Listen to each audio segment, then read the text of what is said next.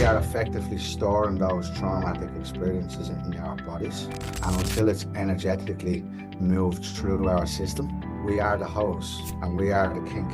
A lot of people move through life thinking that I've got no trauma, and think, oh, that was only something small, it's fine, move on, get over it. But actually, the body doesn't know the story. The body is still feeling just emotion on an intensified level. Most of the time, it's what we call ourselves that really causes the damage. It's not even the thing that's happened. It's what we internalize about the thing that's happened. In that moment in life when you experience that event, that you experienced sadness or anger and you probably suppressed that, your body is holding on to that suppressed emotion. Things happen to us in life where we just have breakdowns and we were like, what the hell is happening to me? I'm not feeling okay. All of this has happened to you in your life and you've pushed all of this emotion down into your body, and now your body is screaming at you. Pain is not something that we should experience in our bodies. Physical pain is not something that we should experience every day. Underneath that pain is the body trying to communicate that there is something stuck emotionally, energetically in the body.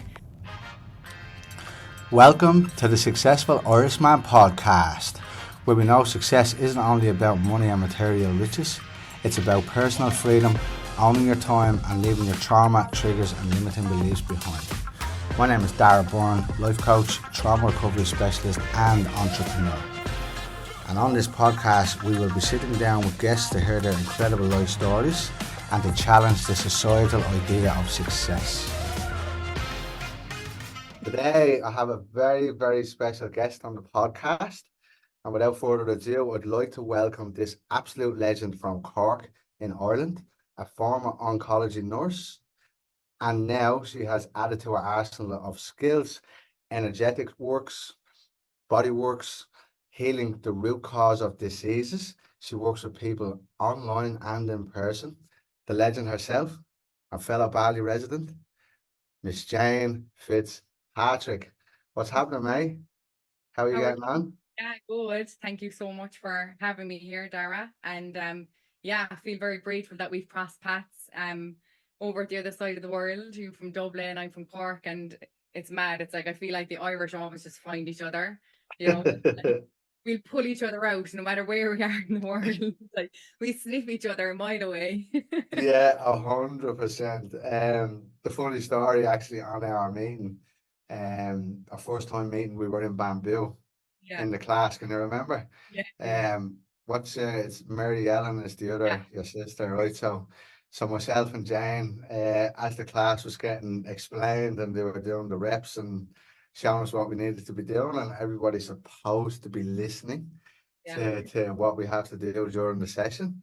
Myself and Jane had just discovered that we both worked in somatics in similar fields and helping people to heal from trauma, and we were so excited. We're like, oh my God, no way you do that. And she's screaming at me and I'm screaming at her, but Mary Ellen is turning around giving us absolute dog's eyes.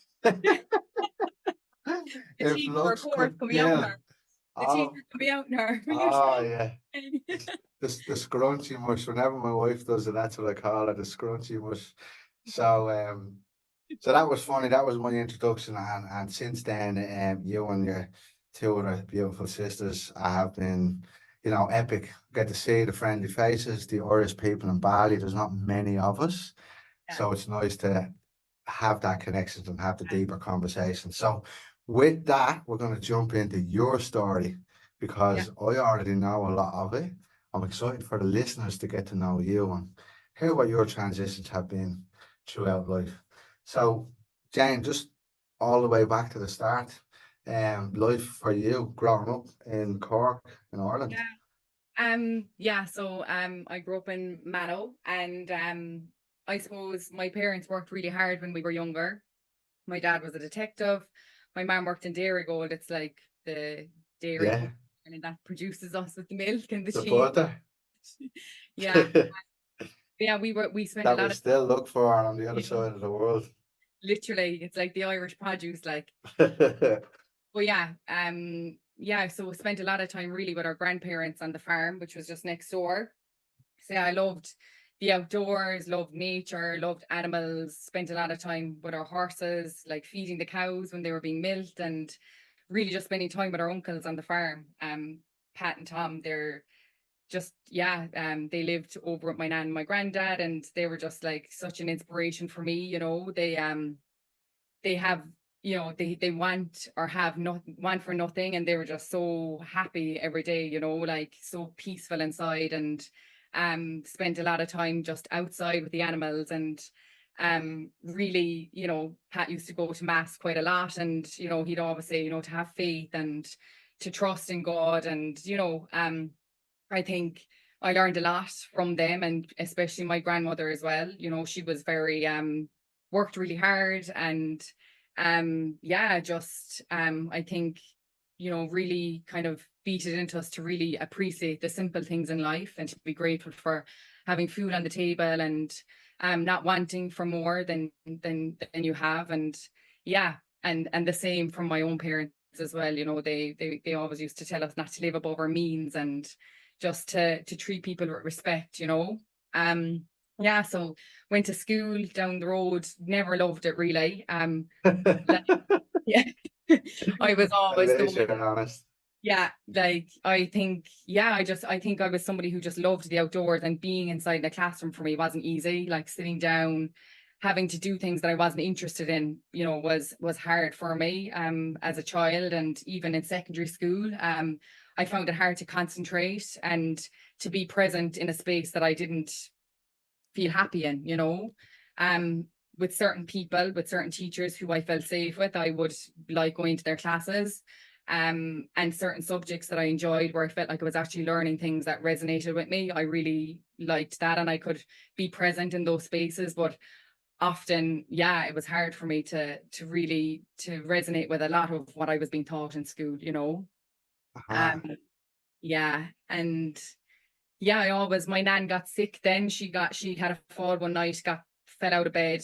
She was perfect, looked after us every day, collected us from school, cooked the dinner, and then fell out of bed. And she was never the same again. She developed dementia and was not able to walk. And it was really hard time for all of our family to really to witness that, and to see that, and to see this whole person that we had loved all our lives to not be there anymore, Oh, and then I really spent a lot of time helping her, like through her dementia, and helping her through her life at that time, and really connected with her on a really deep level, which was wild. And I think for us as people, as our family and our parents get older, there's a lot of Alzheimer's and dementia in this world, and oftentimes we can become afraid of these people, that we once loved, because they're not who we had thought that they were. But really, I learned a lot. I called her Mam, my granny, uh-huh. her Mam, and like I found ways to connect with her, even though there was a lot of confusion. I found ways to help her become present in her body, and that was through like showing her pictures of old photographs, because her long-term memory was amazing. Like she could tell you Uh-huh. that happened 40, 50 years ago, but she couldn't tell you what was happening yesterday or the day before. So I would bring her out onto the farm, and like I would drive her through the passages. Like I was only like 15 at the time, like I would hop into her car and drive. I'd be like, "Ma'am, come on, Pure, hop in," and like pure Irish. I pure love it. Irish down the passages. Country Like, Ireland as well, yeah. yeah, that was that was a way that I like wild, like. And that was a way that I could help her be present, and help her, kind of be out of that mind that she was in, and really be present in the body. And I think from there I went to nursing, and went to Tralee down in Kerry, and studied there for 4 years. I loved it. And I just really enjoyed caring for people. But there was a big part of me that believed that there was a way that I could go deeper with helping people, that Mhm. yes, the hospitals are really important places to have, and important places for us to go to really, if we get sick, of There's course we. emergencies. Yeah, exactly. But then I Mhm. like I could see that there was a lot of illness happening from something much deeper that was going on in the person's personal life. And I Mhm. really saw this when I worked with patients with cancer, because a lot of them were developing tumors and different cancers in their body, because of yeah, they had gone through really stressful life events in the past few years. And I think that the body started to dysregulate and blockages started to happen. And then the tumor, the body stopped functioning because there was too much stress on the physical body to Uh-huh. really, you know, homeostatically, like, and to find that equilibrium and that balance. And so, yeah, disease Uh-huh. started to happen in the body. And I really saw that, you know, I really, really saw that. And I said, you know, I have to go deeper into this, like, because yes, I'm helping people and I really love that I was able to help people and I still am helping people in the hospital setting. But Mhm. there, I feel like I need to go deeper here. You know, I'm seeing something and I need to go into this. And yeah, that's what led me into this work. Like, you know, it's I now Mhm. work with people not using medicine. I don't use any pharmaceutical drugs to help people heal. I use my own energy, my healing. Yeah, like I have gone through a Uh-huh. lot of deep inner work myself. I have gone to the depths of my traumas and what I was holding onto in my body, which has been passed down through generations. And so clearing out my blocks has allowed me now to hold a very healing frequency for people and energy for people to help people heal, you know. And Uh-huh. it's really about helping people to be vulnerable with themselves and to feel safe in their bodies and to really delve into to what is deep down underneath this sickness, what's deep down Uh-huh. underneath this Well, experience. Yeah, exactly. And yeah, like yeah. amazing, amazing, amazing. I just want to one commend you for having the courage to go through life, but it's go through life and changes with bravery and learners, student mindset. But I also want to highlight some things as well here that you said so much gold, and I love it.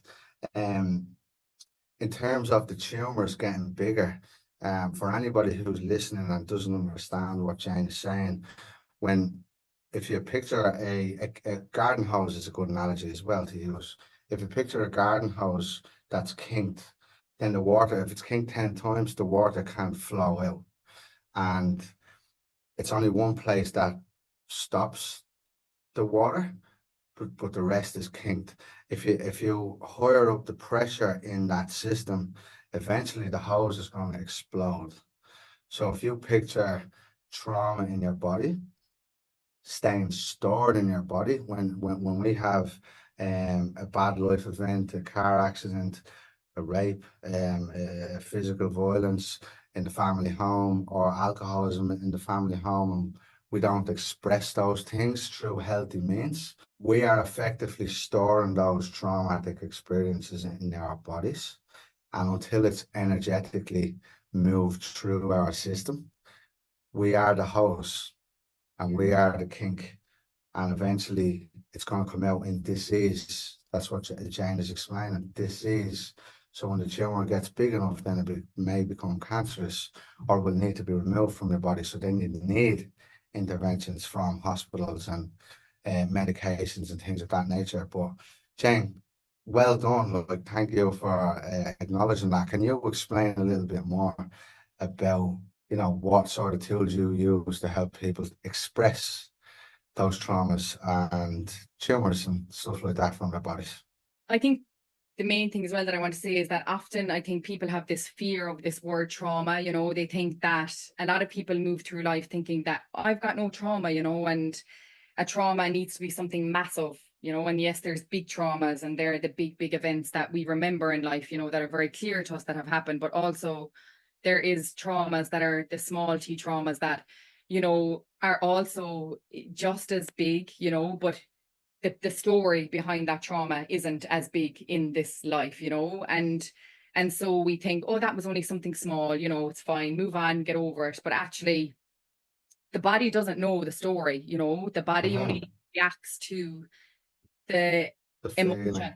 you know, the feeling. Hmm. So the body doesn't know whether it was, you know, whether you got bullied at school or whether you lost your parent, you know. Like the body is still feeling just emotion on an intensified level.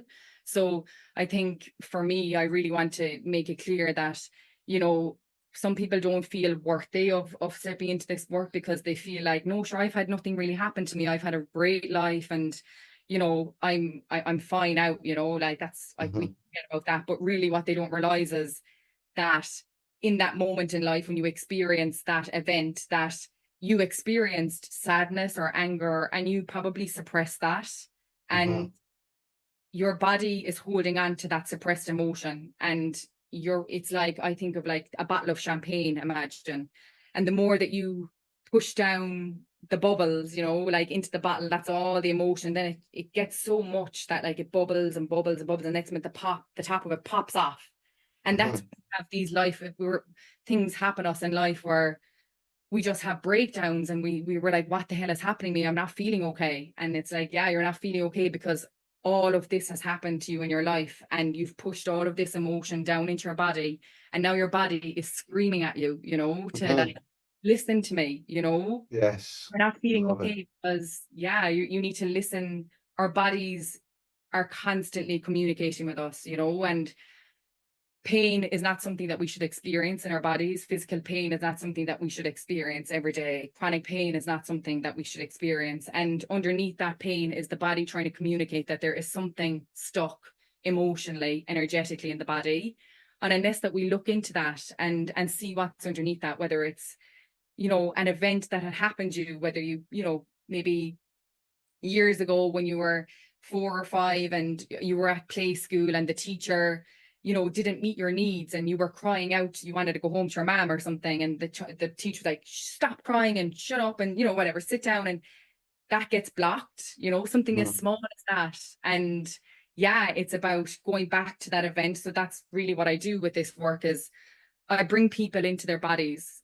The mind needs to just go with the ego, because we Aha. have this idea that the ego is running the show of the mind, and it's like we need to just try and get out of that mind, get out of that constant thinking. And I just hold a safe space, with my energy for people to really become safe in being in the body and Mhm. feeling into what's there. And then, I am intuitively drawn to some area of the body, whether it be the hip or the abdomen or wherever. Like, my body will show me where this person is holding onto some stagnant energy. And then I will work into that space. And often, we remember the memory, Aha.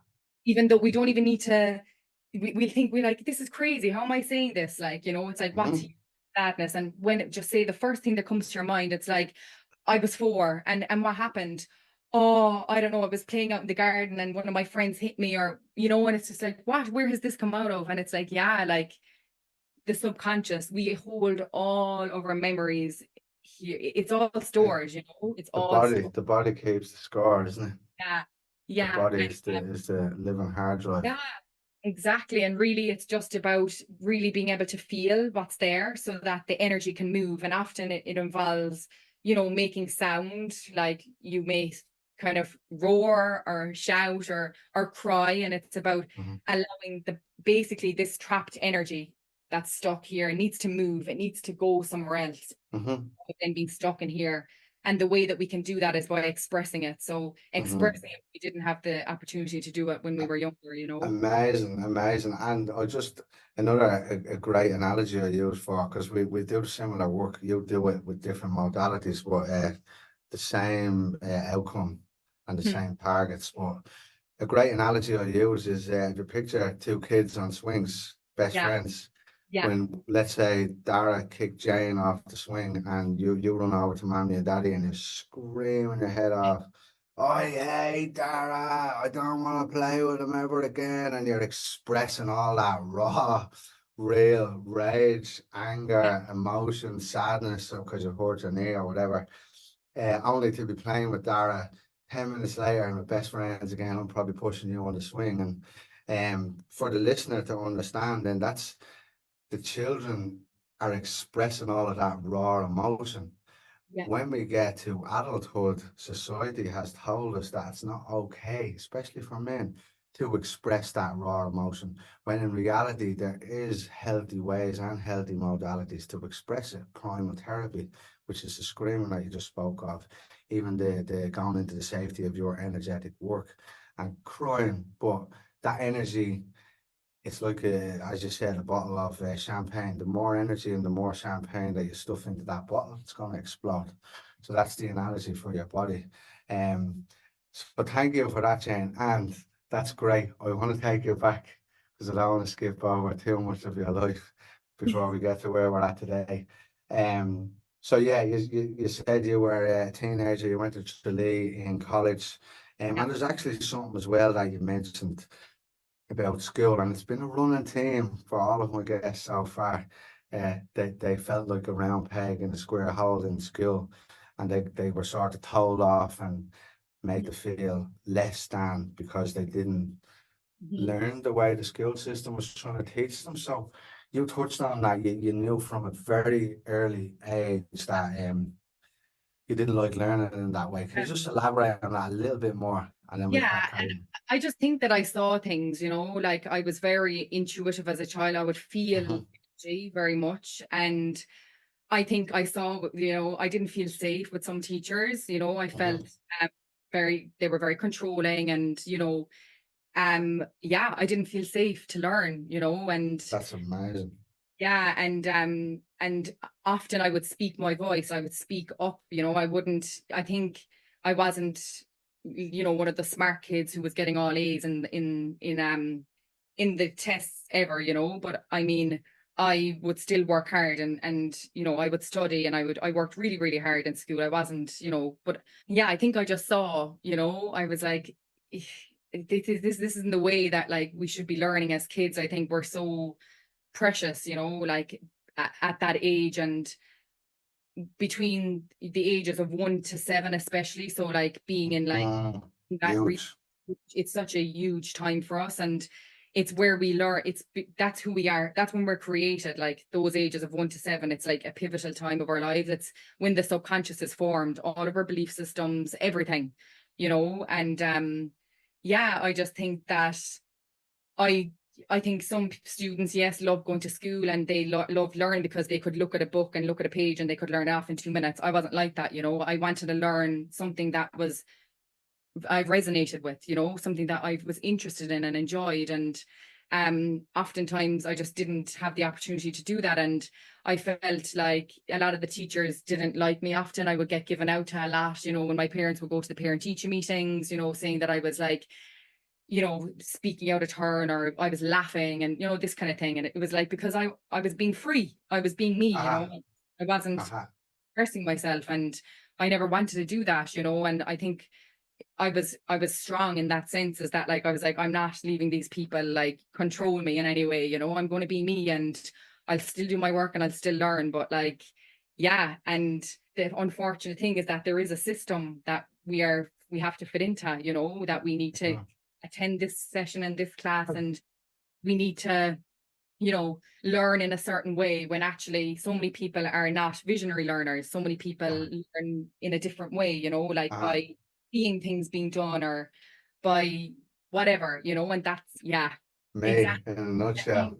I need, if somebody shows me something and they act it out, and that's why I loved nursing, is because it was so practical and I really excelled on the wards Aha. because I was really fast at picking things up, and Yeah. but in school, like reading things out of a book, I was like, this doesn't resonate with me. It's boring. Like, what good is this to me? Like algebra and all this kind of thing. I never used it since, you know what I mean? Like, Oh, and stop. yeah, and yeah, I was just like, no, like I don't enjoy this. This isn't, and I know we have to do it. And of course, like I needed to do it to get into my work, Some, you yeah, know. I definitely agree. But I also think there's some things that could, like, as you said, algebra. It's funny you said that. I don't know if we need that later on in life if you choose to go down the road. I don't even know where you use that, to be honest. But adding in some mindfulness and yoga, I actually want to hear your opinion on this before we give you mine. But what do you see as some solutions to what you're saying? Because a lot of people, a lot of kids, they develop this, I don't belong and feeling stupid and feeling dumb, and they label themselves because most of the time it's what we call ourselves that really causes the damage. It's not even the thing that's happened, it's what we internalize about the thing that's happened. So for you, what do you think is a good solution to the Yeah. And I the think old we, system. like make sure that like anyone who is listening, anyone who has felt this way or still feel, it's important to know that this is the way the world wants us to be. The world wants us to feel stupid. The world Hmm. wants us to feel not in control. You know, the world wants us to feel yeah, like we don't belong, because then we True are, rebel, huh? you know, yeah, and like, you know, I will be always honest, because I have lived through this and I have been in that space of never Hmm. I belonged, you know. And this is why I want to help do this work and help people, is because I don't want people to suffer in the way that I have, because of the way the world has made me feel, you know. And this is something, you know, this is not coming from you, it's something coming from far greater, you know. And Uh-huh. yeah, it's just, I think it needs to start from a young age. Like, people need to understand their bodies, you know. This is why people go to school, everything is being controlled. You get up, you go to school, you come home, you eat your dinner, you go to bed, until you go to college. And then it's often around that time that you see lots of suicide and lots of people's mental health dipping, and then people turn to Hmm. drug, alcohol, because they don't know themselves, they don't know who they are, Hmm. they don't know how to cope with emotions in the body. And we are not physical beings, we are energetic beings, so we are going to feel emotion throughout life. It's natural. But Hmm. we do not learn one thing about that in school, not one thing. You know, you're expected to be happy all of the time. If you're not happy, what's wrong with you? You know, what's wrong? There's something not right Hmm. with you. You know what, you don't wrong, you know, there's something wrong because you're Uh-huh. feeling, you know? Uh-huh. And No. I think, yeah, like it needs to start in school from a young age, getting students to connect to their bodies, you know, like whether that be through yoga or dance or whatever, it's through singing, you know. Hmm. But something that can connect a person from the mind into the body, and feeling what it feels like to be present, you know, to not be up here thinking, learning, trying to remember, trying to achieve, Hmm. being down here and feeling what Hmm. it's like to feel in the body. What does it feel like to be sad, to be happy, to be angry? And really learning ways that if we are feeling certain emotions, what do we do?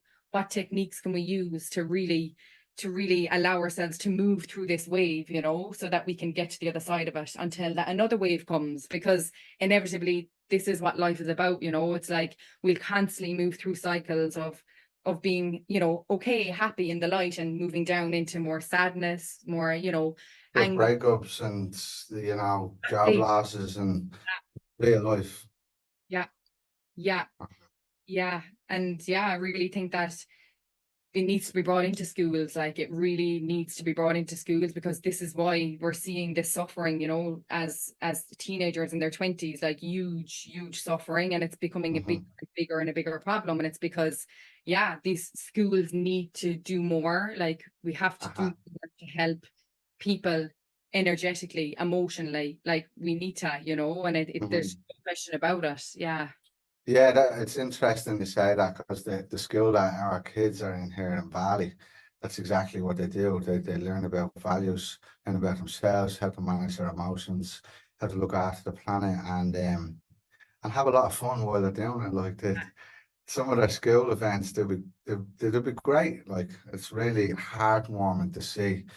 And I also want to highlight, we're in a stage of existence where it's not even like, on one hand it's okay to not be okay. You've got schools and companies and corporations and everyone promoting this, which I fully agree with. And then on the other hand, when kids have a lot of energy, they're boys, or they learn in different ways, or whatever, you have teachers who are saying, "Oh, I think he has ADHD, or he has AD, or he has," it's all these lettered diseases, or I don't know what they're called. Like, are they titled diseases, or? But then they need to be medicated. And only 6, 7, Easy. 8, and I'm like, "What do you mean need to medicate? He's a kid. He probably needs to run around in the garden." We're not. Are we teaching kids how to learn, or are we teaching them how to be obedient? It's a fine line. And then the thing with medications, is they obviously suppress, they immediately suppress. And that's what alcohol is. It's the Yes. biggest depressant on the planet. And in most cases, this is what happens for people that, it's very sad, that suicides, they come, because people have been sort of forced down a particular path because the father did it, or the mother did it, or the auntie did it, and it was sort of the family thing to be a doctor or a plumber or whatever Yeah. it is. But then many go through college and get to the 4 years, and then they become the teacher or the plumber or whatever it is to appease somebody else. And that's when they realize they're lost. Yeah. What, like, I've done all, and then a lot of people get caught in that trap of, oh, but if I'm not a nurse, or if I'm not a teacher, or if I'm not a plumber, or I'm not a doctor, then who am I? I'm gonna upset my mother. For my wife, it's a journalist, and she had lots of unraveling to do just to get to where she is today. Um, so yeah, good on you for touching on that. Yeah. Good on you for touching on that. And then with the nursing, so you did find the love, and you did find something Yeah. that brought creativity and Yeah. I visual loved it. learning. Yeah. And I think, Tell us about your career at that. yeah, I just went to Tralee and like loved it so much. The lecturers there were just amazing. Like they were just like really down to earth people and really cared. Like it wasn't about the grades, like they saw Hmm. heart Oh, that's cool.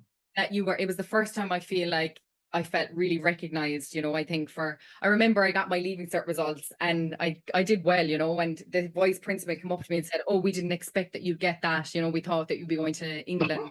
And I said, "You know what? Like, imagine." I said that. I was like, Oh that yeah, just, I had it too, man. I had some crazy it stories just, like that, it but go sums, yeah, on.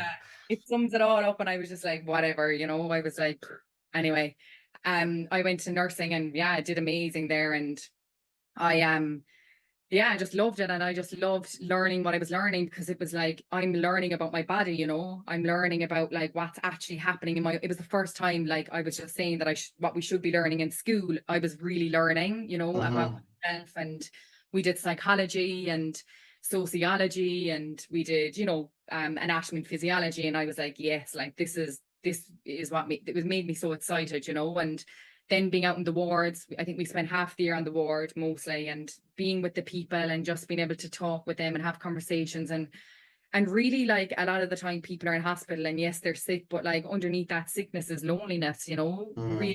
loneliness, and like not having anyone to have a conversation with. And like I'd often see it, just making time to have a conversation with a patient in the morning was just like would change everything. It could change them from being really unwell during the night. And this is what we need to remember, is that like we've been told that we need to have the medication to fix, we need to take this to put the plaster over, but actually, and this is just going for normal people living in this world, that like at home, in your own home, if somebody isn't feeling right and they're feeling sick, maybe ask, is there anything else going on, instead of being like, do you need to go to the doctor, and get an antibiotic. It's like, what's going on? Like, what are you feeling? Like, is there something What's the root cause? cause? Like, what's underneath? Uh-huh. If it's a chest infection, often sadness we hold here, grief.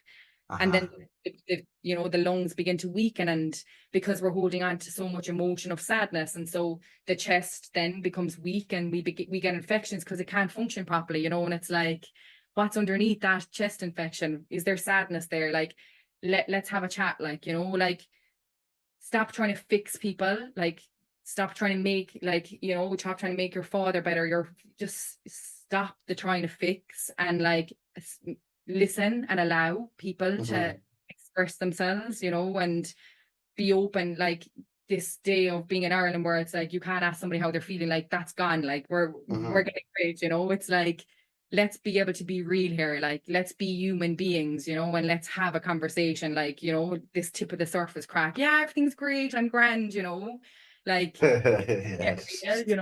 like, how are you, like, how are you actually really feeling, and Hmm. if people are open to having that conversation, amazing. If people aren't, then that's also fine, like, but really allowing yourself to be truthful and honest and to be in your heart, when people often just are looking for love, and because people are so in fear, it's like they need some love. Everything's going to be okay, like, don't panic, don't worry, like, you've got this, Hmm. Hmm. Yeah, it's incredible, and a huge thing that dropped in for me there as you were speaking was you're obviously qualified nurse. You're highly skilled at what you can do and what you've used to Yeah. do. And now you're in this esoteric world where you work on the energy and root causes, because the stuff we go to the hospital with is the surface level problem. Yeah. Yeah. What's Yeah. driving that is a root cause. So it, I'm highlighting here that you have come from a Western medicine education, Mm. and you recognize that there's also room for the energy and the healing work that you Yeah. do here. Yeah. So people who, what would you say to people who would look at your profile today, for instance, and say, ah, that's all bullshit, that's all woo-woo. Yeah.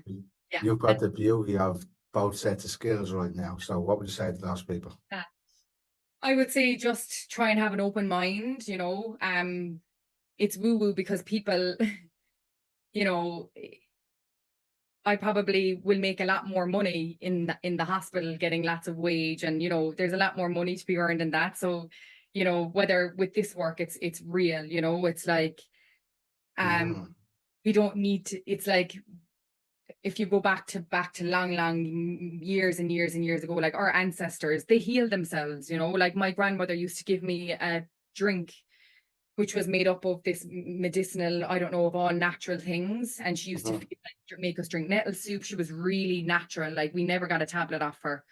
And she lived, until she was 80 something years of age, like very, very healthy her whole life. It's like aha, our bodies can heal ourselves, and I think that's the number one thing that you need to know is that we do not need, yes, sometimes we need the hospital, of course, if we get a heart attack or if we have a big tumor that needs to be taken out of our bodies. But underneath that, the body can heal itself. And I think aha, people need to be reminded of that. Like it's only of very recent years that medication has come in and all of these, procedures to fix people.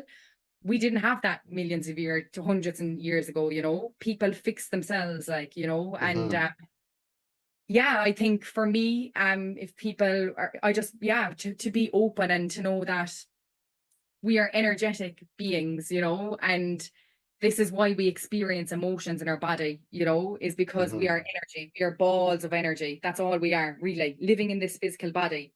So if mhm, you think that your emotions are off balance and there's stuck emotions along the motorway. So I see the channels moving through our bodies, like the midrons. I see them as motorways. aha.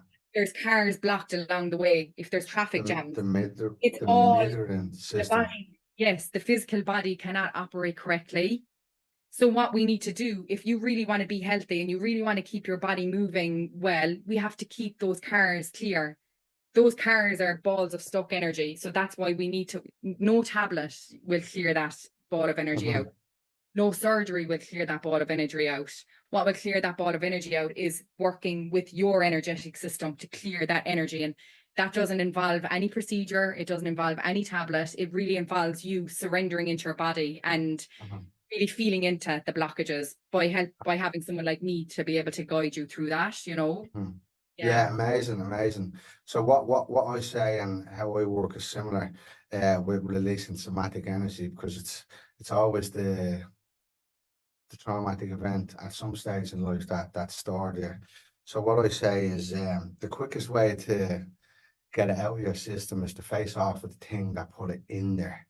Yes. So for you and your work, you people think they've forgotten about it, but innately it's stored in their body or the back of the subconscious mind. And when you get in an environment that is safe enough to bring it to the surface, the body, because the Yeah. soul knows, so it delivers it on the plate immediately.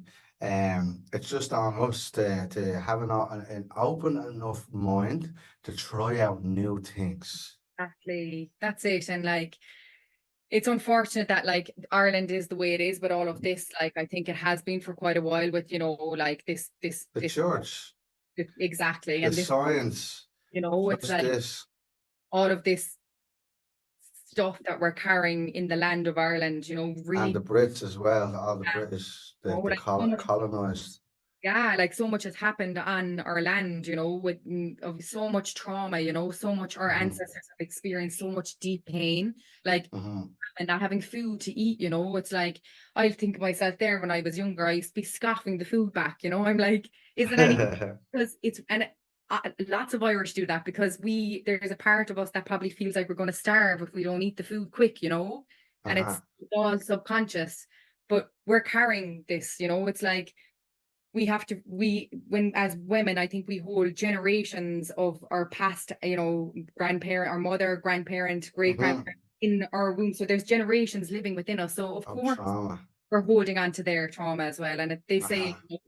unless one person breaks the cycle, and when we say that break the cycle, it means one person who decides in the family to go inward and to really go inward and do the work and stop pretending everything is fine, and the person who can face the emotion that's stored. And really, it's huge because it has such a ripple effect. Since I've started doing this work, my sister Emily has, delved into it, and she's now starting to really crack open, and my sister Mariella and my mom, and it's having this ripple effect where it's like Ew. light bulbs are just flashing, and everyone is starting to like, oh wow, there's more to life than what we thought, like let's Mm. go inward and let's see why I'm here, let's go in here and let's have a look at what's going on.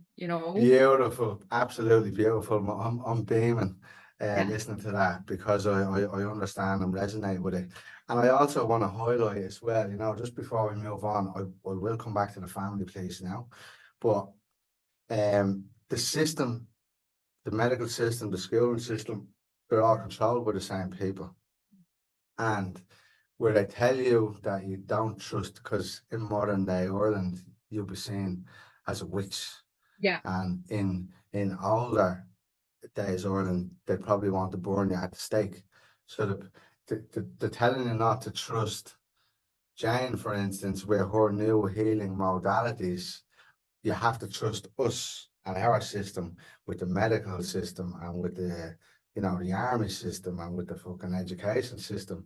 But in reality, they're the ones who burned, yeah, and witches were not witches, they were just naturopaths. So your granny, yeah, that's it. she would have been seen as alternative fucking psychopath and all of that. And I'm sure, Yeah, the church and other, even the medical system would frown upon her. yeah, Um, because we have the power within, it's like exactly. They don't it's want you to know that. The power, system doesn't want you to know that. yeah. And like even in my life, I've always very much like known that, like, I, for instance, like didn't get my period for 3 years. Then this is just an example because I know it will resonate with other people. And I went to the doctor and he told me that I should go on the pill and that I should do all of this stuff to bring it back, and I knew, I was like, this isn't right, and why I wasn't getting it was because of what I was holding onto in my body and what was Uh-huh, suppressed. At the time I was only trying to figure it all out, but yes, the body was speaking to me, my body was uh-huh, trying to tell me something isn't right, it wasn't functioning right. But if I had listened to that and taken this pill to give me a fake bleed, which would even put me into more like damage into my body, like this is. regulating my hormones, like my, yeah, like my mood swinging up and down. And I'm having this conversation because I've spoken with so many women that have done Mm, this, and they're like, now they've realized that no, like this isn't the answer. Like it made me worse actually. And you know, when they got to the root of what was going on, it was often, yes, it not often, but it was uh blockages in their energetic system, and the uh-huh, blocks stopping, it was blocked emotion. And until uh-huh, it delved in and released this emotion, then everything went back into balance, because the body will uh-huh. find, it will, Yes. everything, the body will always try and find equilibrium, like, like it will always, if the heart isn't working properly, another part of the body will jump in to help out. Hmm. So yeah, like the body knows the score, like we know what's up, we just have to, yeah, allow ourselves to really listen. Yeah, I love it. I trust our intuition. yeah, And another way of saying that is gut feeling. yeah, Everybody knows of gut feeling, but not everybody resonate with that. Oh, trust your intuition. What's that? But it's a good feeling. If you're feeling it in your body, that's the thing that needs to go first. yeah, Or needs to be done first. Right. So you feel, even if you're listening to this now and you know there's a conversation that you get to have, that you know will help heal a relationship or mend your own heart, or something you need to let go of. If there's something jumping off in your heart right now or in your gut, that's what you need to do first. Yeah. Um, Jane, amazing. Thank you. You've got so much wisdom. I love chatting to people who crossed over. Like it's incredible. And I So want just to add that as well to say now, it's like, I'm so grateful for the people that I've met on this path as well, like uh-huh, people who have the people who have done this before me, and who have shared their wisdom. And uh-huh, like, I hope that, it's like having these conversations, like it can just, it can reach so many people, and like it can resonate with so many people. Like, it could be, some people could just stumble across this because it's exactly what they needed, and they're going through uh-huh, something, they don't know what's going on. Like, they're feeling so much emotion in their body and they feel like they're having this breakdown. But actually, it's when we're in that space of feeling really overwhelmed in life and really like, I don't know what way to go. I'm not feeling good. I'm feeling depressed, as what they'd use, like deep uh-huh, depressed emotion in the body. That's when it's the best time. It's like you can flip this around. This is the best time to have a breakthrough in life, because uh-huh. everything is There you coming up. go. Your body, your soul is speaking to you to like, listen, like, stop ignoring me. And it's like, when we're feeling all of this, when we're in those states of feeling helpless and hopeless, they're the moments when we can find the right people to guide us through. That will be the moment of complete turnaround and a complete breakthrough in your life, where you can really go a different path, and a path that's authentic and real and truthful to you and your soul. Yeah. Mm. Yeah, that's amazing. That, and it's that simple as well. What is funny with a lot of my clients, it's they're just blown away, and then they're like, well, it's so simple. Hmm. And the reality is, life gets to be simple. It's us Like, that make it complicated. Nature, yeah. water, we're 80% water. So, you're using the road and the meridian table. What I use to give this analogy is rocks in a river. If Yeah. there's no rocks in the river, it flows freely. Yeah. But if you put loads of rocks, and the rocks are a metaphor for trauma and events in our lives that we suppress and store down. So the more rocks that are in the river, the more turbulent the system is, Like, which creates chronic disease that can lead to cancer, that can lead to bowel cancer in men, because men stuff all of our anger and it goes to bowels. yeah. So bowel cancer is the biggest killer of men on the planet. Um, and things of that nature. So the more rocks we can take out of our own system, the freer, the more content and happier and peaceful we are. So we are not separate from nature. No, we're We are one. one of the same. Yeah, exactly. And like, Exactly. when you look at nature, like, the trees, like, I'm looking out here, oh my God, it's so gorgeous. I'm living in a little hut, like, and I just put myself, before I fly tomorrow, like, I need a bit of peace and quiet now before I go back to Ireland to the chaos. Yeah. I'm like in a little Back to the hut family home. in the middle of nowhere. I just sit here, like, yesterday, just sat here for the day, and I just like was just present with nature, and I was like, this is all we need. And I'm like, I Yeah. look at the trees, and the trees are beautiful, and then the trees go bare, and then the trees will blossom, and then the trees will lose their, and it's the cycle of life. I'm sitting, You. that's just me. And the trees have life force going through them. The animals have Uh-huh. life force going through them, but we also have life force going through us, which is often what is blocked within us because of our traumas. Yeah. And, Yeah. and and and that's the other thing as well, 'cause this is the podcast. It's called the Successful Irishman Podcast. I haven't even told you the name of it.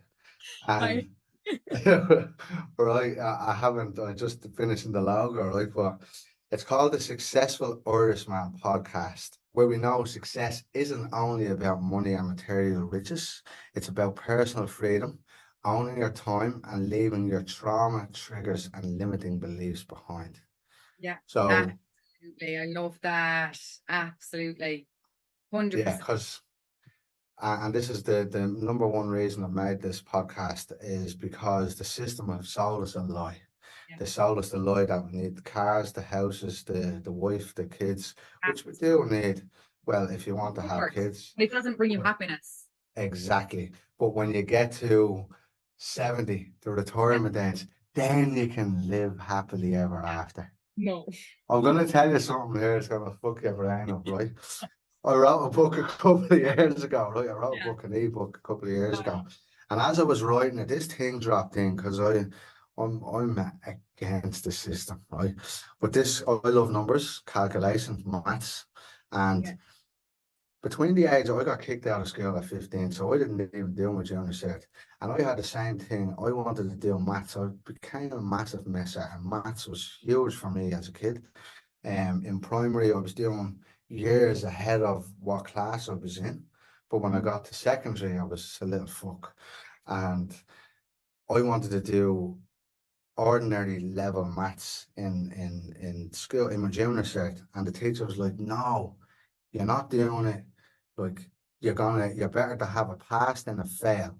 And I'm, in my heart, I innately knew, I'm like, no, I'd rather go for what I need to succeed in life than to lower my standards and have something that I can't actually use to get these jobs and whatever.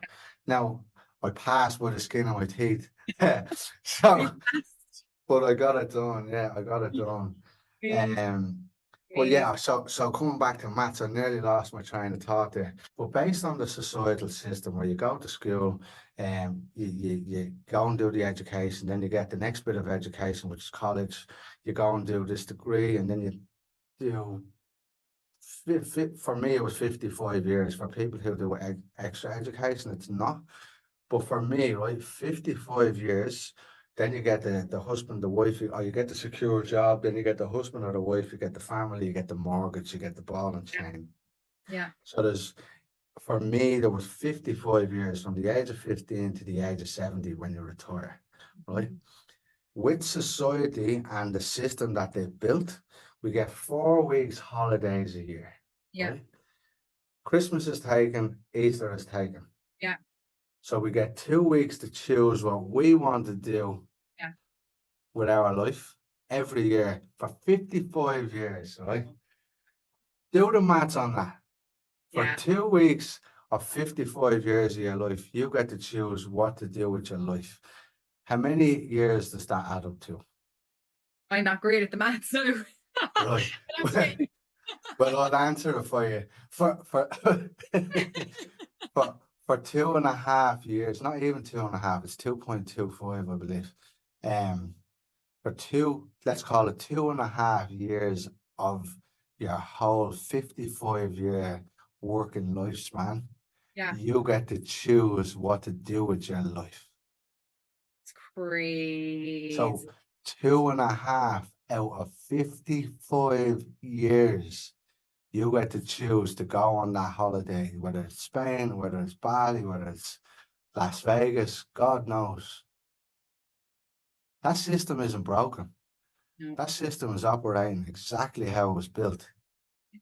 You pay your tax. Yeah. You be a good little boy or good little girl as an adult, and you conform to what society wants of you until you get to 70 and you're too old to go see the world and do all of these things, and your bones are brittle. Sickness, if you manage to get to 70 and you even get to your fucking pension, Totally. you know.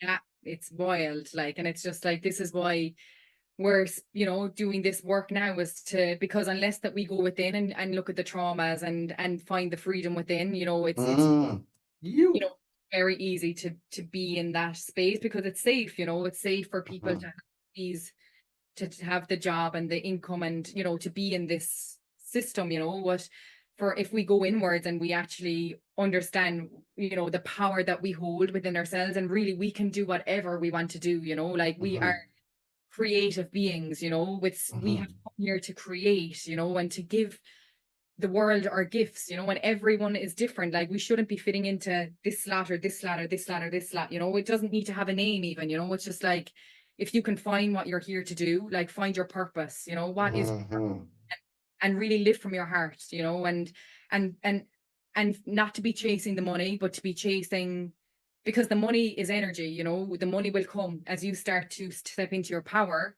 and you start to create what you were here to create. the energy is going to come back to you in the form Mm-hmm. of money, you know, so that will Mm-hmm. flow. So, Uh-huh. you know, be brave in going inward and finding out who you really are and what it Uh-huh. is that you're here to bring to this world so that we can all help each other, you know, that we are all Uh-huh. help each other out, you know. I love it. I love it. Yeah, Impact over income. yeah, Because in the income comes like course. simple math. You look after X amount of people, then the income will come. So if you concentrate on yourself, and because we all have these gifts handwritten on our heart. So many, and we Mm. just we've it's easier for us to be doing what we've studied for, you know, that we've done the course for the 4 years, and it's like, oh, you're playing a role, you know, you're wearing, Aha. you know, it's like we wear masks, we wear the mask, the work Aha. mask, the family mask, the mother, the father mask. It's like, no, like get rid of the masks, you know. When I was even thinking about a friend yesterday, she came into my head and she's the most incredible piano player. And I'm like, I need to get onto her because I'm like, she's definitely been put on this earth to share her music, you know. Aha. So Music is medicine. That's music is medicine. fucking the one of the And most important medicines, exactly, and you know, she holds herself back. especially pianists. Yeah. Yeah, and she holds herself back because that's her true authentic self. And I'm like, I need to You. get out when I go home, I'm like, get out that piano, like, and start. Mhm. Yeah, Yeah, and I thank you for saying that, because she held herself back. I just want to magnify this for the listener because this is why a lot of people feel lost in life because they block their true essence or their true authentic self from shining for yeah, fear of failure, for fear of yeah, judgment. And a lot of our loved ones are the biggest killers of dreams on the planet yeah, indirectly. They don't yeah, mean to, but they're like, oh, don't be doing that. You need to get a yeah, secure job. yeah, You don't totally. make any They like want us to be my happy. parents, Yeah, my mother was like, what are you doing? Even my mother's counselor, who was she's great friends of the family. She's probably 25 years as a counselor. She does breath work now, so yeah, she's crossing over, so same as yourself. She's like, oh, there's no money in it, but there's freedom in it. And I'm yeah, earning more than I ever did on a building site. exactly. I live in Bali. I live, according to my values, and my kids this is their life. They're Exactly. they're they're Okay. they're starting out like this. So Incredible. for the listener, yeah, just Yeah, they say it's a cliche quote. It's find what you love and you'll never work a day in your life. yeah, But if you want to be successful in life, you might as well give yourself a head start and do yeah. the thing that's handwritten on your heart, whether it's art, whether it's pianist, yourself now with the energy healing, whether it's football, whether it's Yeah, cars. whatever. Like it doesn't have to. It's whatever your soul knows. You know, like Yes, I love it. you feel a spark inside you. Like when I'm doing this work, it lights up my soul. Like it doesn't feel like work to me. It feels hmm like, oh, this is why I'm here. Same. And as well, another thing is, you know, yes, you know, we do need the jobs and we need these jobs that Monday to hmm and it can take time to really cross over into hmm fully if it's something that you want to do is to kind of work and step into your own true authentic self and let that be your work. But you can always do it on the side, like for 10 years hmm do this on the side, you know, and I've put thousands into myself, like hmm probably 100 grand. But it was never like there were courses and retreats and all of these different modalities that I've studied like this long, but I loved it. You know, it was like Uh-huh. it wasn't like I was spending money on any like it was spending money on me to learn the things that I didn't get the chance to learn in school. You know, hmm and just like don't let the money hold you back. You know, like you'd find a way. You know, and Uh-huh. even put if there's something that you want to do by the end of this year, like set yourself a goal now and put money away every week to be able to do it, and there's hmm ways, I think. hmm Yeah, and just And amazing. Sorry to cut across you there, and well done. Like two things I want to highlight. One, um, we are our biggest investment. yeah, Like, we did not clothes or cars or any of that other nonsense. Um, Education, healing, because it frees up the space for us to go and try mhm, something new and all of those things. So good on you for running with that. And then the other side of that coin, when you find your purpose, and you don't even like everything, we have purpose in everything we do, like whether it's having lunch today or doing the healing work that we do with clients, right? So, but when you get absolutely crystal clear on something that you love to do, you know Yeah. the way you say the money will come, you will always find a way. The universe just like, Yeah. there's things that I do that I'm like shouldn't even be able to do, Yeah. But the way it always sort of presents itself, Yeah. Yeah. once you It's say yes to it, yes. yes. Once you commit, everything will start, like the things that have happened. Like I remember I went back to nursing there, like after I was in Bali and then I went back to nursing for a couple of weeks. And I swear to God, the money was being pulled out of my account right, left, and center. Like getting car ski tickets and my car, I lost the keys to the car and it got towed away to pay $1,000. And I was like, I came back to work, in nursing to get money together, so that I could come back again to Bali and really like give myself time Mhm. to step into all of this. And I asked the universe, I was like, why you? And it was like, this is not where I cannot give you energy in this space because this is not, I've asked you, you have to step into your purpose, and your purpose Ah, is doing this healing at a much deeper level. So then I was like, okay, I committed to doing a breath work. And then the minute the breath work, then everything started to flow, I was like, yes, and I was like, yes. okay, I promise, I am going to do that. Because of course there's fear when you step into this whole new, The unknown, yeah, yes. but we're all That's this. Yeah. Yeah, it's incredible because in my opinion, the unknown is where most of the fun is had Yeah. because Yeah. that's where life surprises us. Like if you're to give people the option of knowing the whole life path or or going through it in the unknown and being surprised along the way, I think we know what people are going to answer. Most people. So, but look, that's incredible. And I did say I would come back to the piece with your family and, you leaning into your purpose and Yeah. your new career path and it being a ripple effect in your family. So can you touch on that a little bit more, please? Yeah, I think that like as I've started to awaken, yeah, I've really started to like speak my truth in our home and like really just speak about things that would have been brushed under the carpet, and like I came home last year and I swear they thought that I was after losing my head. Like they were Yes. like, you need to leave Bali. Like, Yes, my father was yes, like, I what the love it. hell is after happening this child? And The I knew, devil is in her. Get yeah, and out to church quick. you were like, no, like she's gone, she's lost completely.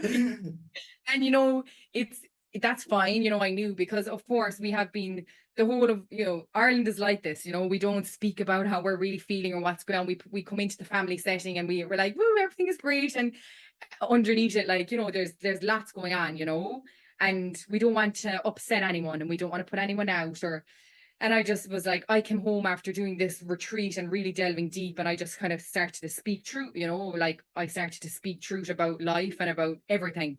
And Ah, it really stirred up things, and there was a lot of resistance initially, but I knew I was like, I'm speaking my truth and I'm speaking from my soul. And I know that in time, they may not see it now, but I know that in time, everything will make sense. And really in these last few months, like our family is the closest that it's ever been. Like you. yeah, it's amazing, and my sisters, we always got on, but like the connection that we have now, it's like we are deeply rooted and deeply connected. And it's taken work to get here, like Uh-huh. we've had to work on ourselves and we've had to work on our own inner traumas, Mhm. really bond at this level. And like we speak to each other about, we bring each other on. We, when one person is going through something, we're there to pick each other up. And like we see, I feel like all of our souls choose our pair, like our mom and our dad. I feel like we came down and choose mom and dad because like they've just, 100%. like they've been the Mhm. greatest learning and the greatest teachers for me and both our sisters. And like, yeah, like they're amazing, and what they've taught us is like, it's taken a long time to be at that space of like the deep appreciation and that deep love. It's taken a Mhm. lot of work to get here, but like we've done it, and it's been about openly communicating and Uh-huh. being yourselves, and not being afraid to hide anything or not being afraid to upset anyone and really just saying it all out because we're all thinking the same thing inside anyway, Uh-huh. and Well. boom. And like, yeah, like I see the ripple effect that it's having. It's like, I'm so glad that I've stood strong in myself and in my truth and in what I've spoken, because it really has ignited such a flame within, my Emily and Mary Ellen, and it makes me so happy because I know that they've so much to give to the world as well, and I want them Hmm. to do it in this lifetime, and Hmm. my mom and my dad, like I'm like, we've come into this world to to be in love in our families, like not in fear, not in control, and that's where we are now. We're like, it's like a bonded unit of just love between us all, and like, yeah, like I go back home now next week, and I'm going off to Lough. It's like a little island off of Ireland that my Uh-huh. dad goes to every year to like pray, and he's done that since my sister Marilyn got sick years ago. Like she Hmm. almost passed away, and I'm going to join and do it with him this year. And it's like Amazing. these are the things that we want to be doing. Like Uh, just, and we're going to do the Camino as a family together, and it's like all of this healing now has allowed this to happen. Where we're going to go off and enjoy ourselves, and yeah. yes, yes. Oh, I love it. I love it. I just want two things. Um, would you have, without the healing, when, let's say when you were a nurse, you lived in Australia, is that correct? in England for So, a while, Australia. England and then Yeah, Australia, right? So, when you were home from a nursing yeah. profession and you were back in Ireland, did you think about going and praying with your father, or did you No, just, it was not at about all. meeting the girls and going for a night out Nah. and I was catching up asleep. with? Like I was asleep, and I was doing the things that I thought allowed me to fit in. So like I would go Yeah, out, yeah. even I didn't love going out in big spaces of people and drinking, but I used to drink a lot then because I was really, actually, you would think that I'm an extrovert, but I'm actually, by all the talking, but actually I really like spending time alone and just being around a few people like who I Uh-huh. feel safe with. And I would go out and into these big nightclubs, which I never ever enjoyed, and I would drink and drink and drink to make myself not feel that uncomfortable and The anxious attachment side, yeah. yeah, yeah, And yeah. so I would drink and drink and drink and wake up the next day then, and I'd be just so depressed off my head, and I was just like, this is the way society has told us to be, Uh-huh. Uh-huh. yeah. So I did all of that to fit in, but like I wasn't fitting in, like I was just making myself miserable. So this is amazing, because Yeah, so what's it, 12 you, months now, and you're going yeah, back to your father, you're gonna, yeah, how like, just for a second, just settling into your heart, how do you yeah. think your father's gonna feel when you're in locked there with him praying after so Yeah. many years? Just like, God, I'm already feeling like emotion in my heart. I'm like, yeah, just like I just want him to feel as well like what an amazing father he has been for us, like, and Uh-huh. I look at my dad, and I feel like, as a detective, he had a really tough job, and like he Uh-huh. was really amazing at what he did in his job, because he treated everyone with respect, no matter whether you were up here or down here, and Uh-huh. he would get called in the middle of the night, and he would have to like go and to a suicide, and he would have to tell the parents. And I Uh-huh. remember, it's been in my healing journey where I'm like, who did he have to talk to? And, who did he have to? No one, you No, know? do you know the police in Ireland have the biggest suicide rates and that they're all hidden? Yeah, it's like you would never. I imagine it like, because Like I'm that like, report is hidden, like I think that yeah, it's illegal, or it's, yeah, yeah, you can't yeah, report on it. yeah. And I'm just like, I'm at the space now where I just want to like give back, and like I want to spend time with my parents. Like I really want, Hmm. like you're saying, what would my dad feel like? He'll just feel, I think, so happy that I'm grounded, and that I'm Uh-huh. not trying to be anyone in this world, and that I'm coming back to what matters, and that's being in touch with God, which is really us, and Yeah. and praying, and giving thanks. And I think that he's going to be, yeah, really proud, and he wouldn't say that, like, he'd be like, but I know inside he Yes. Well, you he's never already know.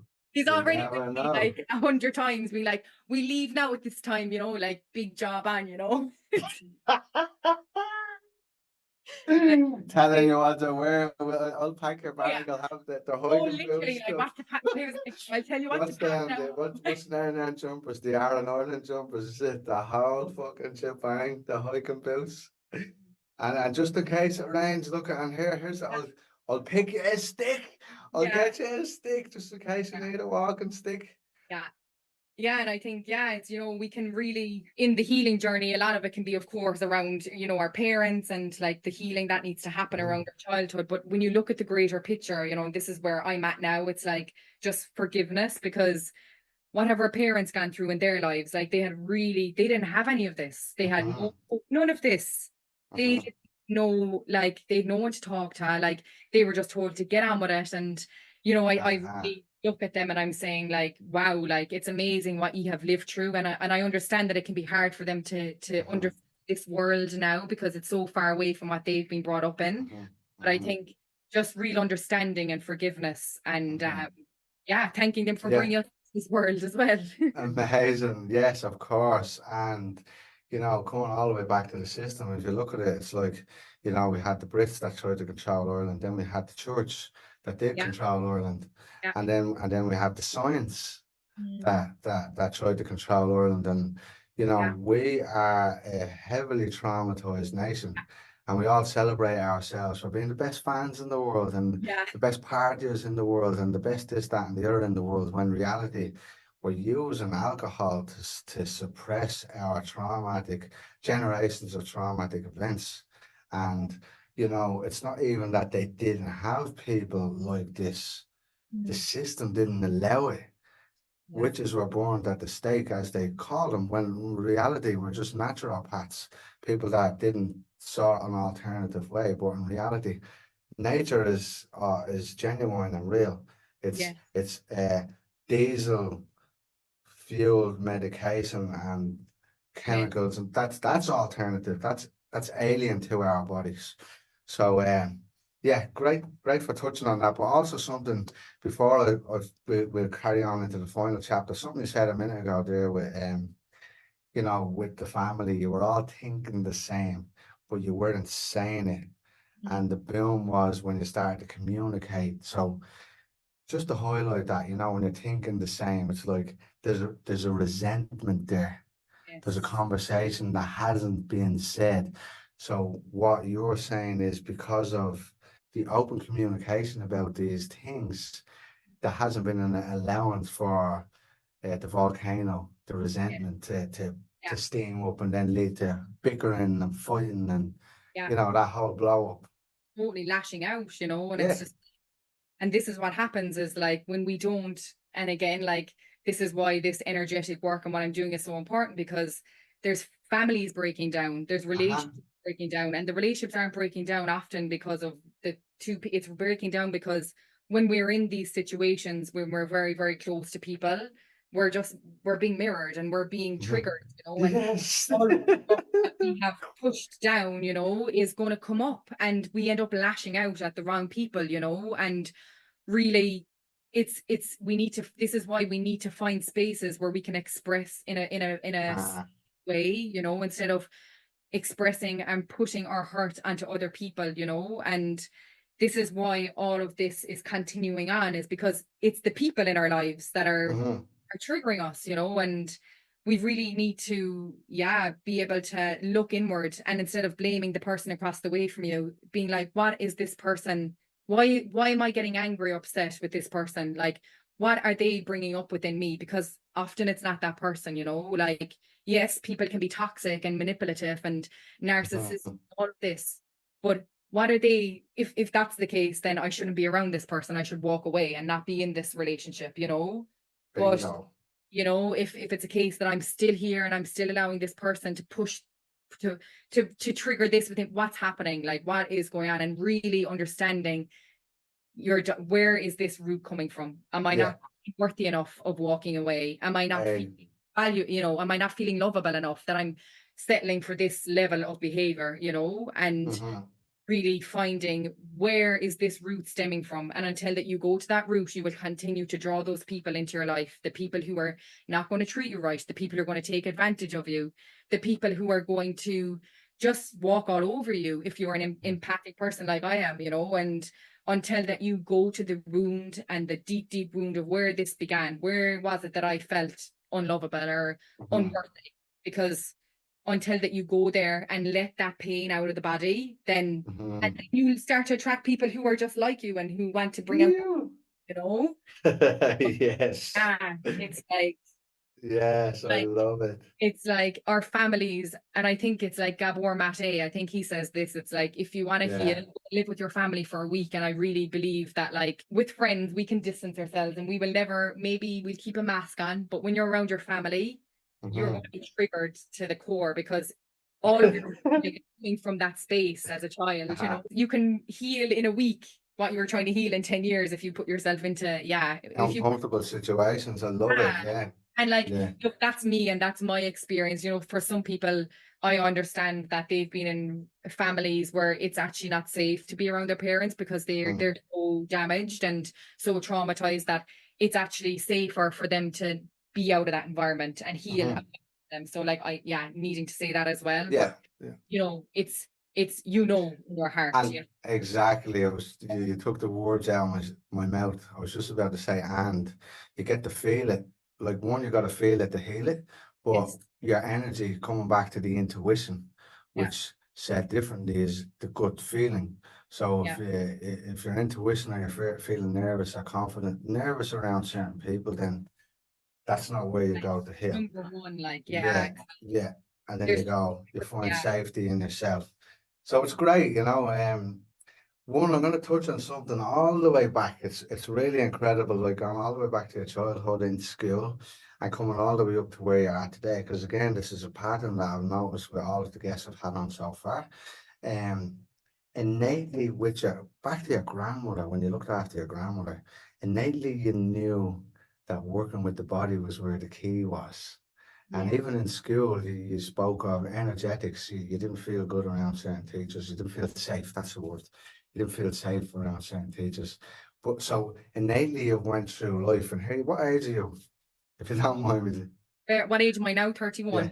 31. So innately you've went through life and you've come full circle from what Mm, I can yeah, tell, listening to your amazing. story. Huge, like, yeah, but it's taken me until really this last year to really Uh-huh. feel it's been a big, painful journey often, you know. But Uh-huh. yeah, like I feel like I've come full circle, yeah. And for Uh-huh. sure, I mean, as I say, I'm always a student of this world and I would forever be learning and ever growing. And I don't think I'll ever stop because I don't Uh-huh. think I'll ever know it all.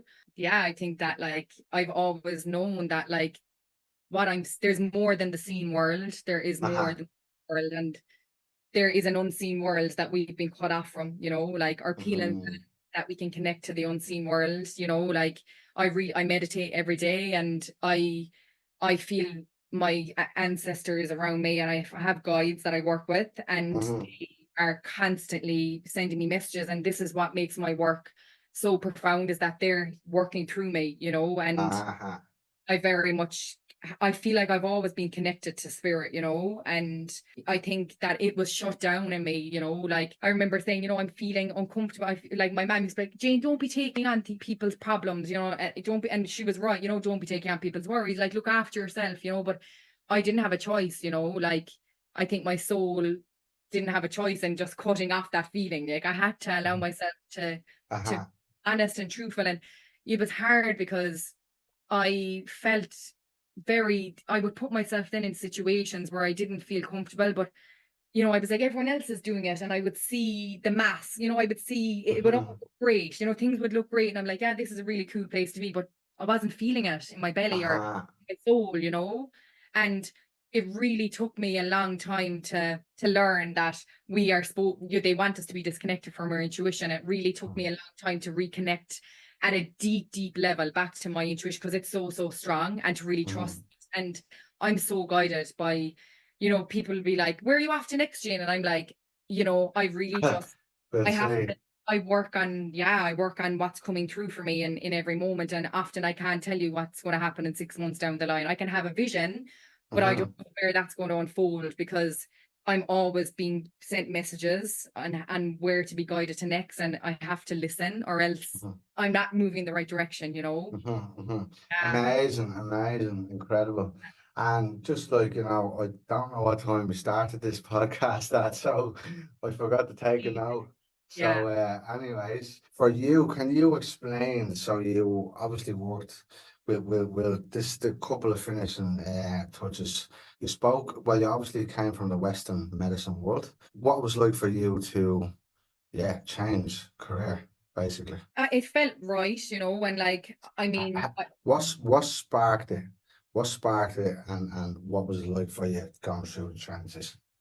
I think for me, it was like the nursing was a way for me to step into helping people in the best way that I could at the time in Ireland with the way that school offered to me. Like if I was able to study naturopathy or Chinese medicine, if that was offered Mm-hmm. to me, I would have gone down that path. But it wasn't Uh-huh. offered to me, you know. But I was always like treating myself with, you know, naturopathic medicine, even when I was younger, you know, from a young age, but I couldn't. So then I went into nursing. So I think that while I was nursing, I was studying all of these natural courses. Like I was studying like, oh my God, like body work. So like Kuna massage, like Uh-huh. hypnotherapy, like pendulum work, neurolinguistic programming. Like I wanted to learn about the full spectrum of the body. And Mm-hmm. so I kept doing that and doing that and doing that for like a couple of years. I've been on like for probably 10 years now. So I've always been doing it on the side. And I knew that I wasn't ready to step in to share this work with other people because I hadn't gone to my core wounds myself. So my soul, Mm-hmm. I cannot, I cannot hold people in a space where I haven't held myself. You know, I can't not take people to the depth of their wounds if I haven't gone to the depths of the wounds myself. So it A never felt hundred right. percent. Yeah, and like, you know, I remember I was working, doing a lot of shadow work, and I remember I used to be getting annoyed at myself because I would do a course and then, you know, then I'd be like, oh, why? I know I'm supposed to be doing this work in the world. I know I'm supposed to be sharing this gift that I have, but why am I stepping into it? And there was a times where I was getting angry at myself because it was this flicker between trying to get into this natural world away from the, you know, medical world. And the time just wasn't right, you know, like my soul knew when the time was right. And that was just in these last few months where, like I said, I went back to do the nursing before Christmas and it was like, no, no, no, no, no. And all of the signs as to why I wasn't supposed to be doing it started to come through. And then Okay. I committed myself to, okay, I will step over into this work. I will share my gifts. I will help heal people and I will help heal this earth, you know. And Uh-huh. then I just Ew. take one step at a time. And, you know, I'm at the stage where it doesn't need to unfold overnight. You know, I think this is something that I'm going to be doing for the rest of my life. And I don't force or put pressure and I don't want to come across in any way that I'm trying to force people in to do this work. Like I know that the people are going to come to me. You know, I know that the Mm-hmm. people who want to seek out this work and the souls who are ready will come.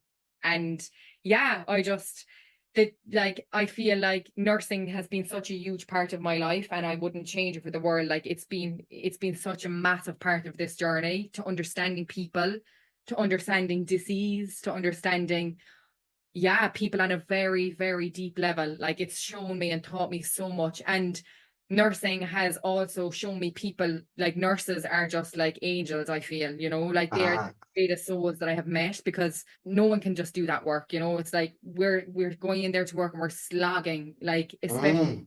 it's like 12 hours inside there from the dark until the light, away from parents, away from kids. They don't see their kids from one end of the day to the next because they're doing 12-hour shifts. They're gone in the morning, they're asleep at nighttime, and like you're literally pouring your heart and soul into other people in really, really stressful environments where Mm-hmm.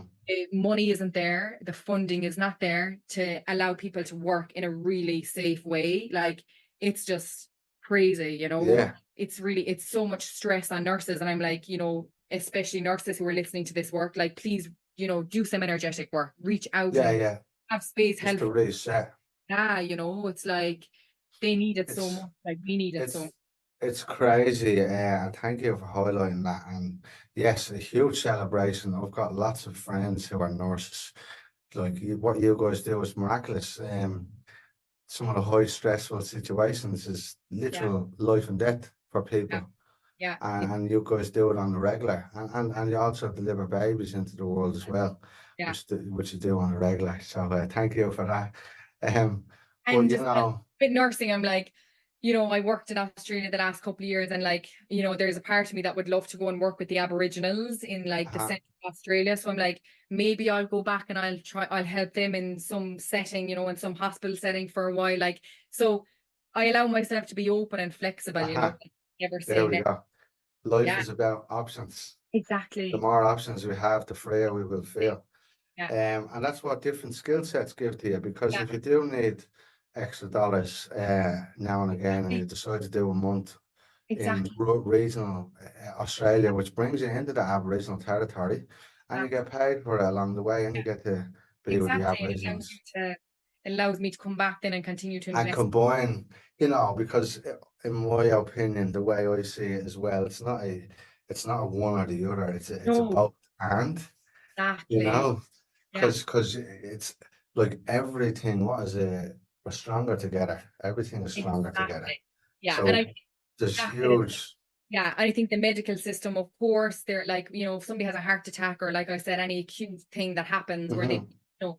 of course, but what we want to do in this world is try and stop it before it gets to that stage. Like if you're having a heart, Ah, like sadness in the heart, heartbreak, like that, the organ of the heart is like the highest emitting frequency. It's a huge organ that holds on to so much emotion. So if you've mhm. experienced deep, deep sadness in your life, it's a possibility and you're holding on to it, that your heart will stop to function properly, and Aha. that's where I come in. It's where we can balance that and clear that blockage around the heart so that it doesn't lead to a heart attack. It's like, Mhm. Yeah, yeah. like liver cancer, if it is anger, we hold on to the emotion of anger in the liver. If you've experienced you've built up anger, pent up anger, if you're lashing out on people, you know, and your partner, where there's no need for it, or lashing out on your kids, and it's that's stored anger, and it's like, yes, that could manifest Triggers.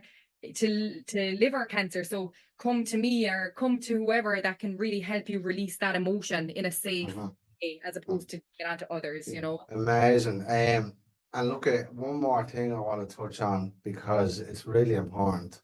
Again, it's coming back to the system and it's coming back to nurses and how, like, the nurses in Ireland still haven't been paid for all the extra hours they done during the COVID, nonsense, I believe it was. The system continuously, like, you guys are angels. What you do for the world, for the sick, for the elderly, for the people who get terminal illnesses, you guys are angels. And for a system to create the working hours and the environment that you guys have to work in, you know, it's not right. Because it's not that there's no money. Money is infinite. And you can clearly see that there's fucking plenty of money. Ireland has got the most expensive hospital. I think it's the third or second or third in the world. Yeah. And it's not even built yet. It's still racking up bills. It's like 2 or 3 billion it's into now. So money it's not that there is no money. Mm. So, like, what would you say, how do you fix that problem? Like, I know that the government have the money, Mhm. and I know there's money in the world, and we know that Ireland's nurses are understaffed, or Ireland's hospital and medical system is understaffed, and um, what do you see as a solution to help fix that? I mean, like when I was in Ireland, like there was like lots of what you call those things where they're out with the where they would strike, we'll say, where they would, Strike, yeah, yeah, kind of, picket like, fence, I mean, or the they picket line. a little like, I think they would get some bit of an increase or whatever, like, but like not much at all. And it's just like, yeah, how will it, like, for me, I feel the only solution would be if actually none of the nurses went into hospital and the people were left inside there without people. Like, I think it actually does it have to be that bad for them to change things? Like, really, it's like, how many more times do nurses need to speak out, about like people being on trolleys like for hours and hours and hours, like not receiving that the care, like you hear all of these stories, and of course there's amazing stories as well, yes, but like it's like, when does it, Yeah, where but the amazing. nurses are valued for what they're doing, it's like Mhm, the work that mhm. they're doing, it doesn't equate, like, in Australia the money that I get paid equates to the work I do. They do Yes. so well. We get paid. That's why all of the nurses, there is no nurses left in Ireland at our age. And then they're wondering, why are we all leaving? Yeah, we're leaving because the conditions are not good to work in. We're leaving because the money is shocking. And it Mhm. live our lives. We need to get paid to be able to have a good quality of life, and Mhm. that's why most nurses are literally, I have friends that are working back in Ireland, and they say that they're bringing nurses from Philippines, from India, coming in to work in Ireland where English isn't even very good, and like, where's the safety for the people? It's like, when are they going to wake up and like Mhm. actually start treating people and nurses, they're not people, we're human beings, with respect, and Mhm. the respect for the work that they are doing to help people, who are really, really sick, and at people in hospitals, they're paying their taxes, they deserve to get the care that they're paying for, like, Mhm. some people have been paying their whole life and have never gone to hospital, and then they go in, they're left in a trolley for 24 hours, and it's just like, and And not even, longer in they're Dublin, left it's in bed. days. They're left in Mhm. bed, and ringing the bell to go to the toilet, and there is a nurse there to get the bell because they're too busy caught up elsewhere. And it's just like, if you deserve, human beings deserve to be cared for at the end of their life, when they're older, Mhm. they have no one else to care for them. We are the people who are the advocates, Mhm. and yeah, it's like, when is it going to change? Like, I don't know. Like, I really don't know. I just hope one day, like, I pray to God that, like, Ireland is an amazing country because we are amazing people, and we are Mhm. so amazing. Like, there is no one like us, I don't think, in this world. Mhm. Mhm. I agree. That profound wisdom within us, are amazing Profound wisdom and craziness. people. And exactly, and I'm just like, if Ireland could if they could just try and help, like, try and just start, like, wake up, and like, seriously, like, Mhm. just the shit, and like, it's going to benefit everyone in the long run. Like, Uh-huh. offer, offer the nurses coming out of college, offer them what they deserve, what they have worked Mhm. for, and like, try and keep us, like, give us incentives, to stay in Ireland, because it's so sad that we're all leaving. It's so sad that we have to Mhm. leave Ireland and leave our families and go to the other side of the world to be treated the way that we deserve to be treated. And like, Uh-huh. so grateful to Australia for showing us what it actually is like to be treated properly as a nurse, to be paid Uh-huh. properly, to be working in good conditions where it's fully staffed. It's amazing. And I don't blame the Irish people for leaving. If they ask me, Uh-huh. like, go, yeah, absolutely go. Like, go and travel, go and see the world, and go and Mhm. in a nurse in a hospital where you are treated properly, Mhm. and paid for properly, so that you can actually live your life the way that you deserve to live your life. Yeah. Yes, as a gatekeeper of life, Yeah. as well done. Thank you for all that you do and all that you're yet to do. It's incredible. It's incredibly inspiring. I literally wrote it in capital letters here on my notepad. Inspiring Yeah. conversation and life story. Last thing I would say, just quickly on that, when I was at home last time, last August, my mother-in-law, she told me about the doctorate system in Ireland, Mm. and they only have 12 spaces. I don't know whether it's 12 spaces each year or 12 spaces while they go through that 3 or 4 years or whatever their college term is or their qualification term is. And last year, of the 12 doctors, 11 of them left Ireland because God knows what the reasons are. But she explained to me that when they become an under doctor or whatever it's called, like an apprentice doctor, so you go out and you work for a year or something like that for free and you're an understudy. But the Mm. other doctors treat them like absolute shit. Like Yeah. what the like this is the this is Massively. yeah this is why breaking the hierarchy. This is how break like the work we do is so important because you're breaking the chains of that. Just because it was done when you were an apprentice or you were a child or when you were coming through, doesn't mean that you have to treat another human being.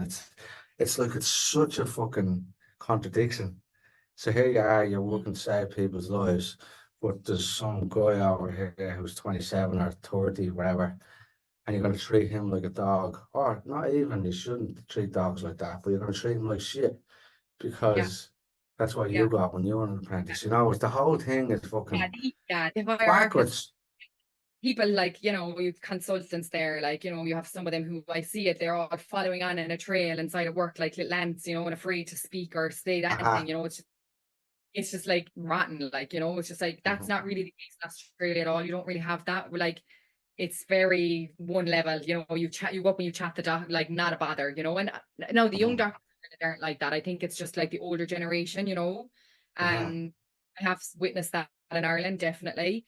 But and of course I've witnessed others who are absolutely fabulous and you can have a chat with and no bother at all. But like there definitely is that there. And you know, Uh-huh. I think it's just no matter whether it's in the hospital or whether it's in teaching or whether it's in any workplace that you work in, you know, like we're all one, you know, and no CEO of a company or a CEO of a company that thinks that he's above everyone else is not a good CEO of a company, you know, like Uh-huh. uh working in the police, somebody who thinks he's above on top of everyone, like controlling it, like no, we're all one, but we all Uh-huh. have to fit goals to help each other, you know, so that we can help each other out. And somebody who has more experience can guide the people with less experience. And that's Uh-huh. what life is about. Oh, the elders, that's why like I look so much up to my grandparents and to the elders of this world, you know, and I really aspire to them because they have so much wisdom to teach us, you know, Uh-huh. and they want to guide us, you know, and like give us the messages in life and the patients that I've looked after, like especially when I was looking after the oncology patients. And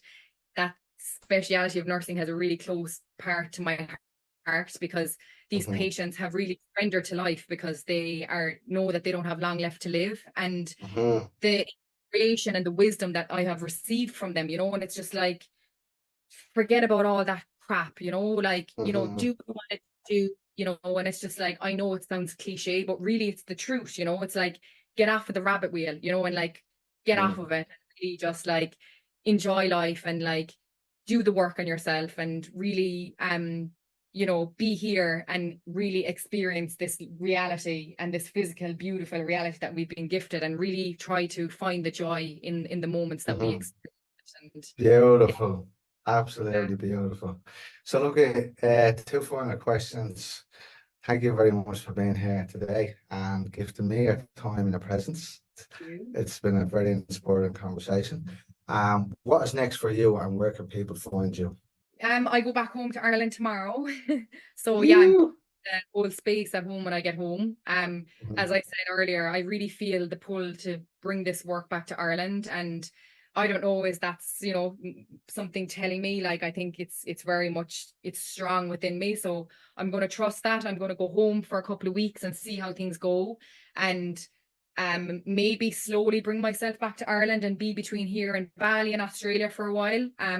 And see where I can find a space where I can be and where the people can come to me so that I can really, you Uh-huh. know, and yeah, I feel, as I said, I feel called to go back to Australia for maybe a couple of weeks and work with the Aboriginals in the hospitals for a little while. It's something I've always wanted to do, and while I'm still young, Uh-huh. I want to do that. So let's see. But really, I just know that it's my time now to share this work with the world. And it's been lifetimes I feel coming to get to this Mm. place. And I feel like, you know, I've delved deep into myself and to be able to do this work and to be able to lead others and guide others. And I'm just so ready to go back to Ireland and see what things are like back there, you know, and see if I can really help break the cycles, you know, and really help people to wake up to themselves and um Uh-huh. give people a voice as well, you know, for maybe times that they've been hurt in life or something has happened to them in their childhood that they're still not speaking out about, and being able to help people to clear that out of their body and to be Uh-huh. within, you know. Epic. Yeah. Epic. So let's see. That's Let's see. I really, as I said, I'm going home and let's see where it all unfolds from there. But yes. I would love to be spending more time back in Ireland sharing this work over the next year, definitely. Magic. Absolute magic. Well done, Jane. Incredible. Final question. What does success mean to you? Success to me is inner peace. Uh, Mhm. Success is being able to, my life just isn't about me, but my life is about something far greater. And I feel like I have come down here on this earth to really help people and help humanity to start to live from their hearts. And success for me is helping people and guiding people home into their hearts. And it has been for me guiding myself home into my heart. And it's taken a long time to get there, to find love for myself and to find acceptance for who I am and to really peel back all of these layers and these conditionings and traumas. And yeah, I feel like it's really simple actually, you know, underneath it all. And it's about being around good people like you, connecting with people like you who are just real and truthful and honest, you know, and Uh-huh. giving yourselves time to be present and out of the mind and present in the body, fully experiencing the whole spectrum of this life, you know, and being in, like you said, being in nature, like it's medicine for me. Like I find myself at home when I'm out in the garden, when I'm out in the green trees, like we're in the ocean, like, you know, like it doesn't have to be complicated. And Uh-huh. success is something that we might see as having to get to. There is no final destination.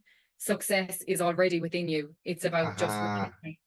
it's remembering that, and you are success, you know, like we are success already. Like there is no getting to any place. It's just about kind of peeling back the layers to really find what that has always been in you, but maybe just a little bit forgotten.